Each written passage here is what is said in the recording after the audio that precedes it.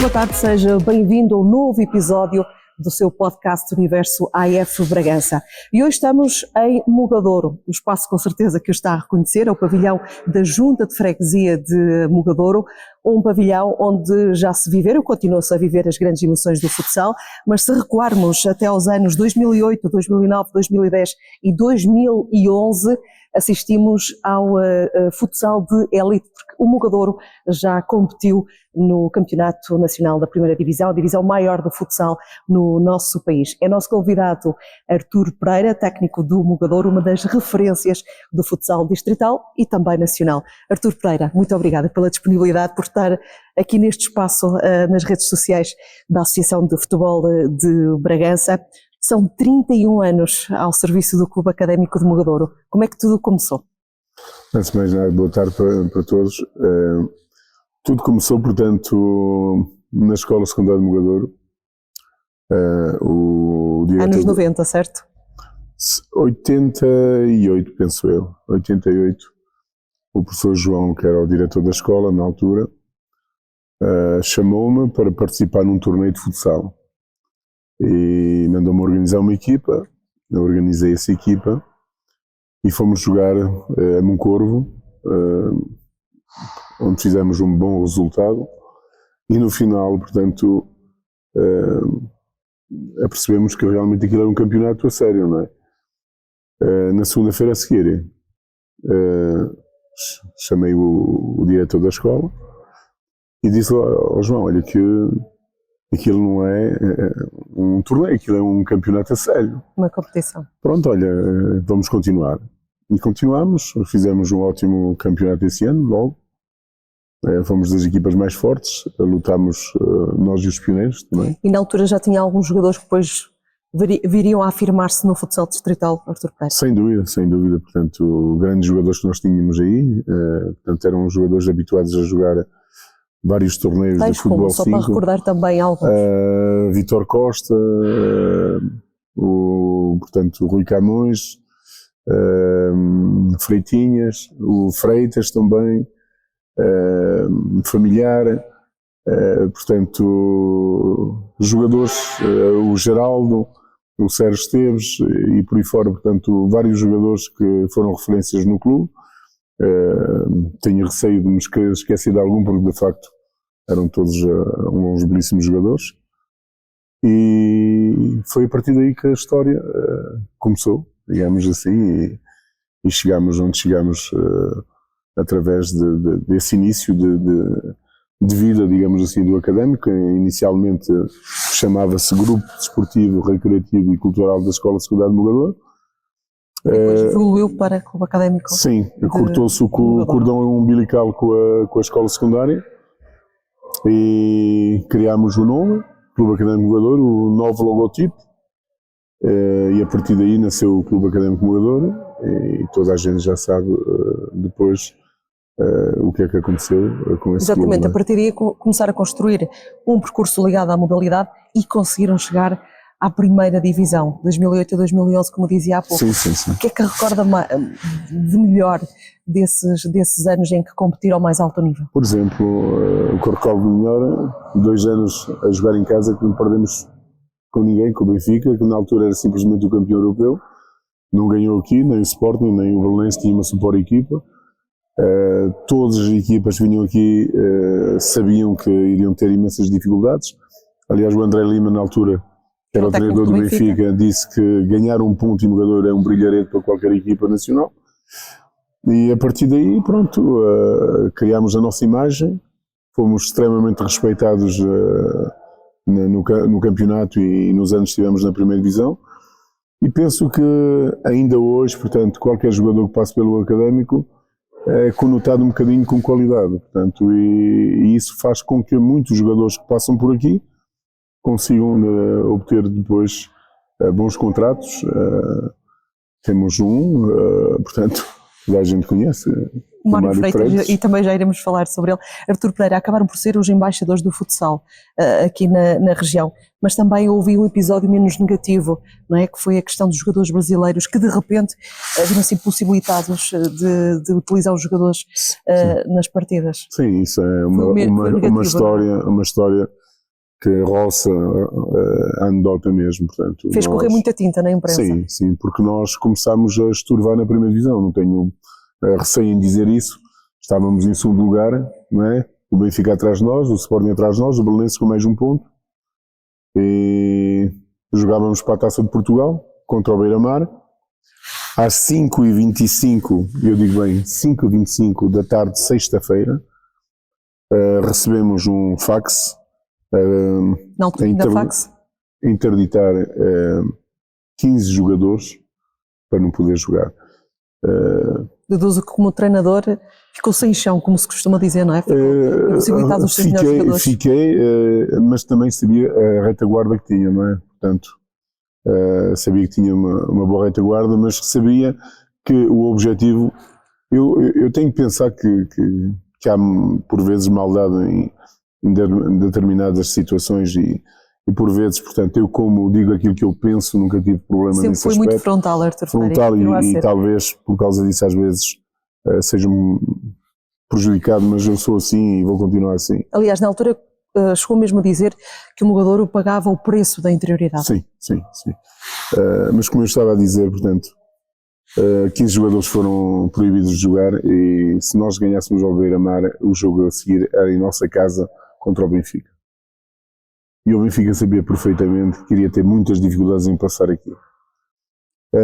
Mas este jogo ganhamos 6-2 contra o Beira-Mar.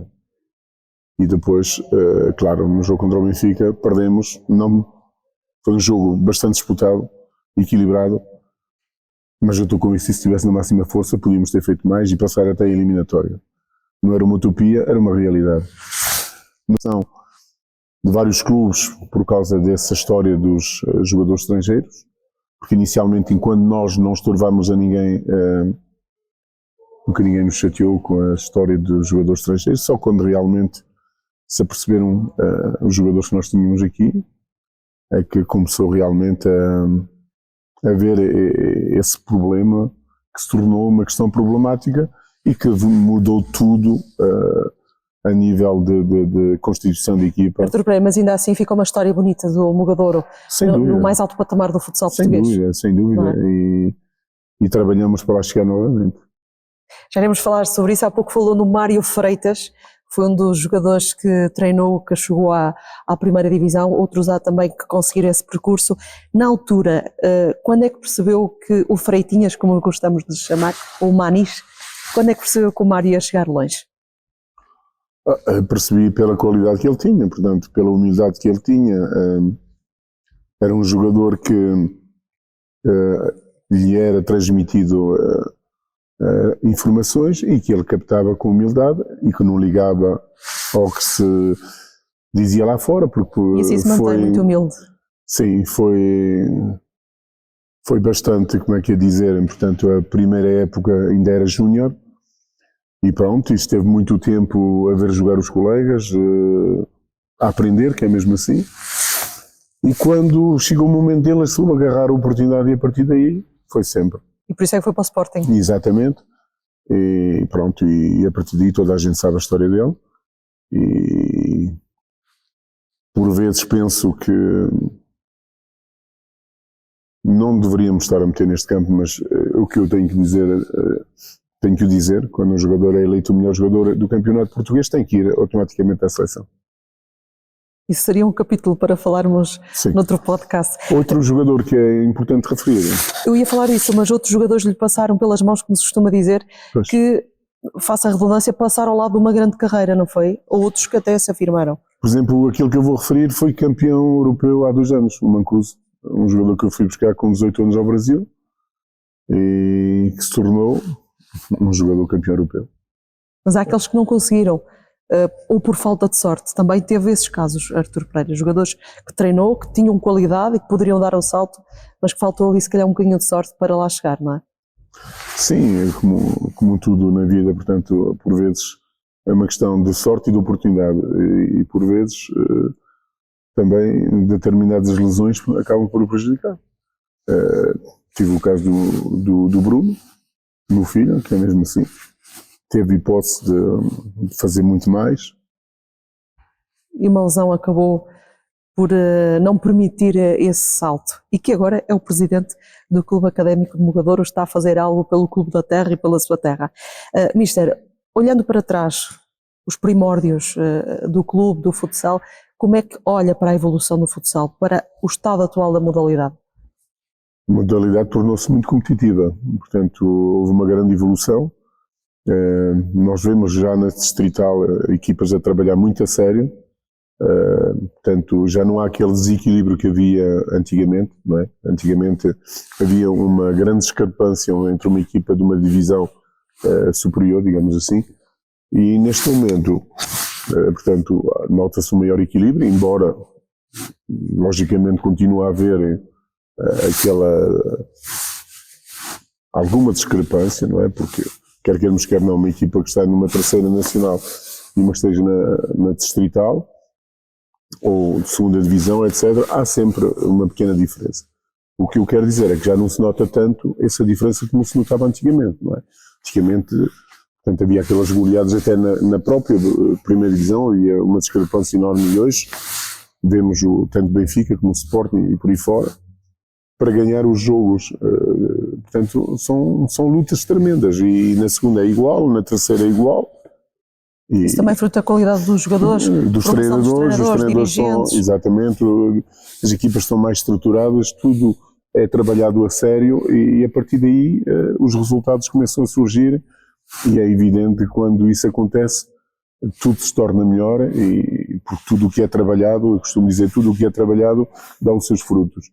E isso está-se a ver no dia a dia. O nosso campeonato distrital está mais equilibrado, embora se note ainda alguma dificuldade quando chegam ao momento do play-off, que eu considero ridículo, porque para mim, e nós quando tivemos o azar de ser, quando houve aquela situação do Covid... Está a falar do apuramento para o Nacional, tem que exatamente. Passar pela taça. Eu fui logo das primeiras pessoas a dizer, uma equipa que é campeão distrital deve subir automaticamente. Porque isso só vai fazer com que determinadas equipas de determinados locais consigam lá chegar, enquanto as equipas, por exemplo, do Nordeste Transmontano, terão maiores dificuldades. Não é por terem menos qualidade.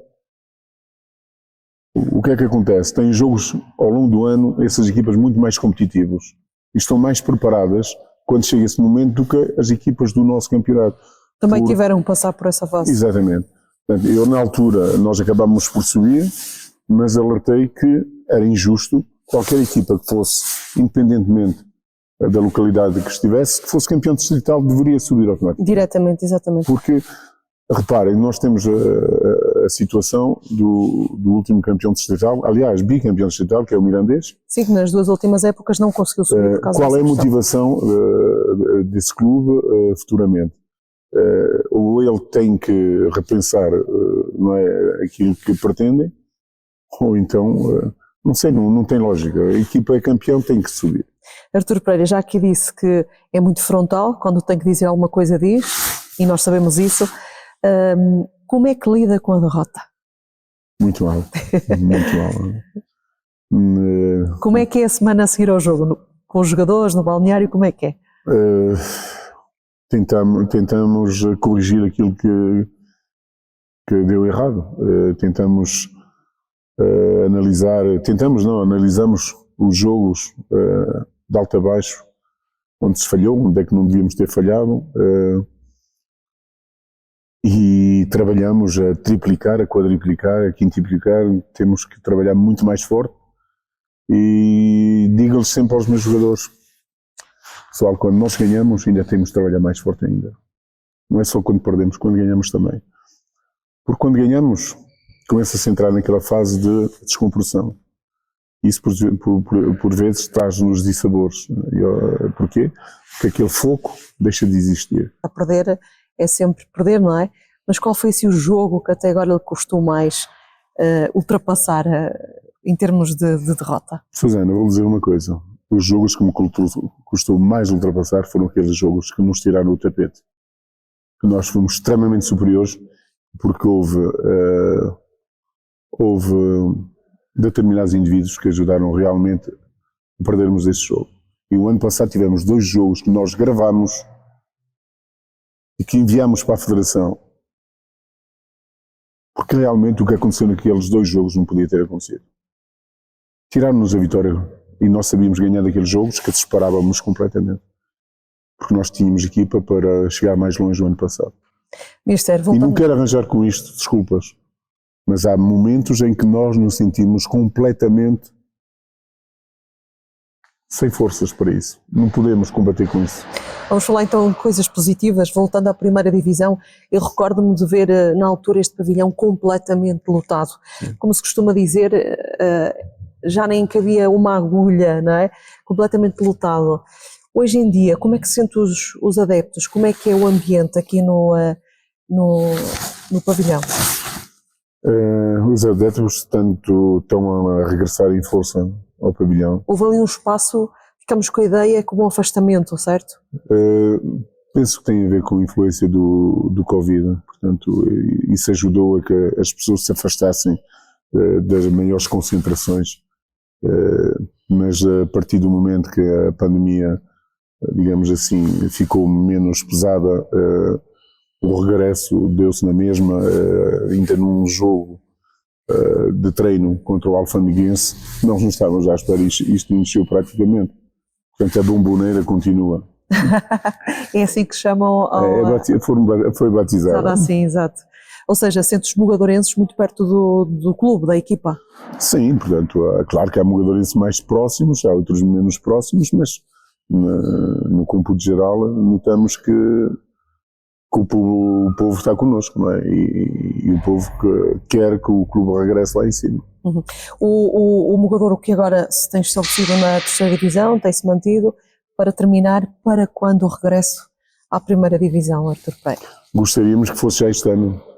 Sabemos que não estamos sozinhos com esse objetivo, que há equipas muito bem apetrechadas que vão lutar como nós, por esse objetivo.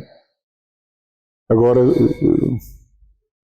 temos trabalhado imenso, temos-nos preparado da melhor forma possível e depois, lá está, por vezes fazemos o melhor possível, a bola bate no poste, sai ao lado, a bola do adversário bate no poste, entra.